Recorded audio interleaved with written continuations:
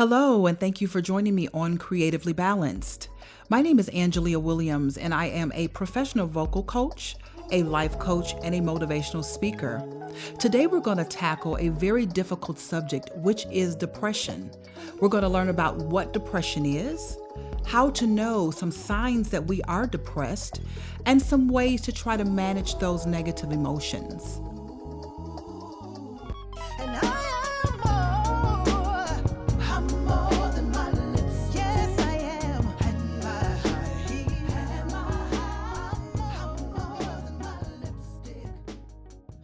I am a professional vocal coach and have been for many years. And so I'm just going to talk a little bit about what led me down this journey of mental health among creatives. Over the years, I have had the pleasure of coaching so many age groups and backgrounds and ethnicities and different skill levels in singers. But what I was starting to see was with talent, the world is full of talent. There's so many amazing singers. But what we have a tendency to do as singers and musicians as well, and just creatives as a whole, we somewhat forget about the mental health component that lies within all of us. And sometimes we completely neglect that, right? We have to be on stages constantly. We're constantly in the face of people. We're constantly diving into our craft. But a lot of times that causes us to neglect very important parts of our lives and neglect self-care. So we're going to look at what depression is. Depression is an overwhelming feeling of sadness, okay? And depression is not just being sad. Depression will start to affect your entire life, your relationships, your view of self, and it will actually affect your craft, what you actually do, whether you're a singer, a dancer, an actress, a poet, even in your relationships, your romantic relationships, your friendships, they will all start to be affected by this overwhelming sadness. Some signs of depression are of course, feeling sad, feeling down, feeling overwhelmed, feeling like you're walking around with some type of blanket just laying on your head, laying on your heart. You feel heavy. You feel emotionally heavy. You feel spiritually heavy. You feel like you're dragging weight, right? It becomes very difficult to get out of bed in the morning at times. Things that you normally would enjoy, you don't enjoy them anymore. Just getting up becomes a task. Practicing becomes a task. Performing becomes a task. It doesn't feel good anymore. It's almost like depression sucks the life out of you. And the longer you're depressed, the more depressed you become. So let's talk about some tips for depression management. Depression management is something that, now you have two different types of depression. You have depression that is clinical, which always find a good therapist. If this is something that you are dealing with that came down through the bloodline, find a good therapist that you can talk to that can help you. Some people need medication for depression for that management because there's such an imbalance in the brain. Also, you have the other side of depression, which is situational, which I think a lot of us have actually gone through. This can derive from grief, from losing someone, from death, from losing someone in relationships, friends, romantic partners, people that you thought were going to be a permanent fixture in your life, and that situation changed for whatever the reason. Feelings of a lack of self-efficacy, that will also lead to depression.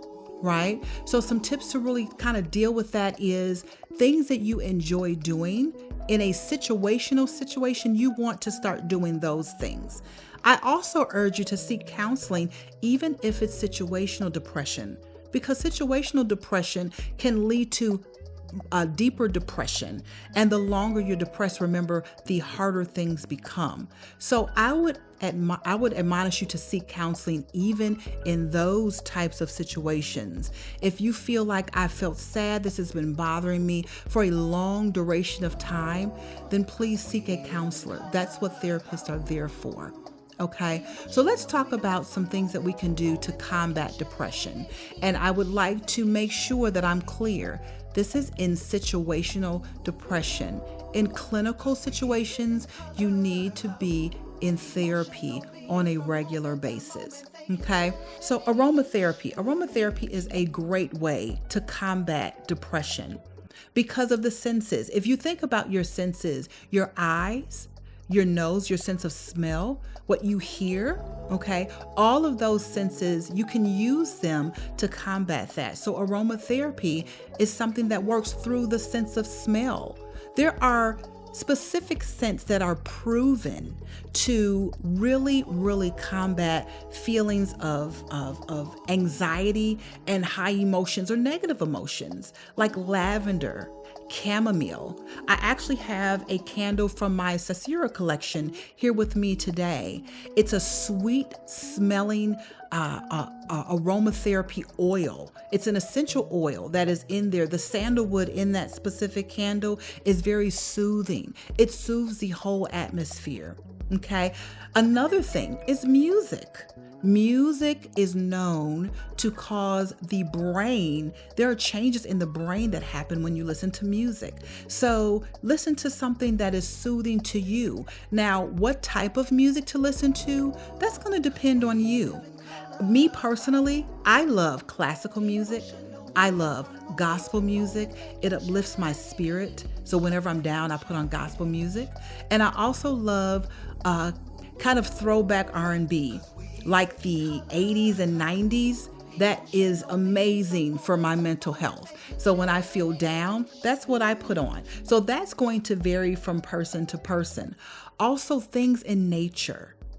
Things in nature also heighten the senses and are soothing. Things like flowers, mountains, beautiful imagery, the sky. Okay, the stars. I'm kind of a stargazer, so I have a telescope. I love to look at the stars and the planets when I feel down. It reminds me that there is a higher power that is in control of all, right? So, also the sun. Don't sit inside if you feel down and the sun is on blast outside. Get outside, get some sun. Your body and your brain need the nutrients from the sun. The sun actually feeds you. It not only feeds you with vitamin K, right? It gets your endorphins going in your body and it just feels good. It wakes you up. It wakes you up on the inside. So let's talk about a very well-known artist that is amazing. Her vocals are impeccable, right? Demi Lovato is one of the most prolific artists of our time. Her vocals are flawless. She has an incredible range. Her execution is wonderful. But we have not only watched her on stage be this amazing artist, she has been very human. And I think a lot of times we forget about that component in artists. She has gone through some very hard times right in front of our faces. And it led to her overdosing, and she was hospitalized and also lost her life. So let's take a look at some footage of Demi. I want to look at this footage from the Grammys. And I also want to look at some footage from an interview that she did where she talked about how if you just listen to the music, listen to what she says in her songs. How am I singing these songs and nobody is helping me? Nobody is coming to my aid. And a lot of times it's because we don't look at artists as being human beings. At the time when I was recording it, I almost listen back and hear these lyrics as a cry for help. Demi Lovato, raw, candid, and honest about making her musical comeback. And you kind of listen back to it and you kind of think, how did nobody listen to this song and think, let's help this girl? You know what I'm saying?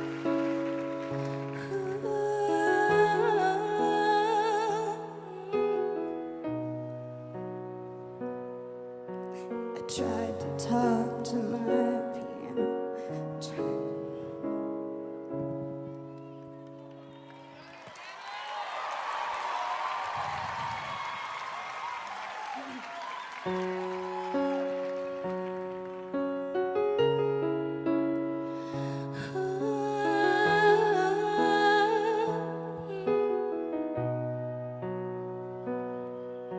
I tried to talk to my piano, I tried to talk to my guitar, talk to my imagination, confided into alcohol. I tried and tried and tried some more, told secrets till my voice was sore. Tired of empty conversation, 'cause no one hears me anymore. When I'm working with clients, when clients come into my studio and I see them dealing with these types of issues, I immediately refer them out to a professional therapist. A coach, which is what I do life coaching. And some things a life coach can get you through some situations. However, in cases of depression, severe depression, I always refer clients out to see a licensed therapist. That is extremely important. And me, that's the reason why I got into psychology, the psychology of singers, the psychology of performers, because this is something that I was seeing a lot. I was seeing a lot of depression, a lot of low self-esteem, a lot of low self-efficacy. And those are all things that affect you as a number one, human being, and number two, as a performer. So what I would admonish you to do is, if you are feeling these types of negative emotions, please, I urge you, seek therapy.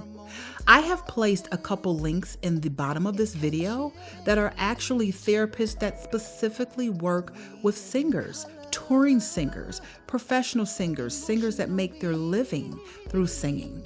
I will also put links down below for anyone that is dealing with depression and that needs to find a counselor. I've done some of the work for you because I genuinely care about your mental health, and I urge you to genuinely care about your mental health as well. Why? Because not only are you a performer, you are a human being. Thank you again for joining me today here on Creatively Balanced. And do not forget to like, comment, and share.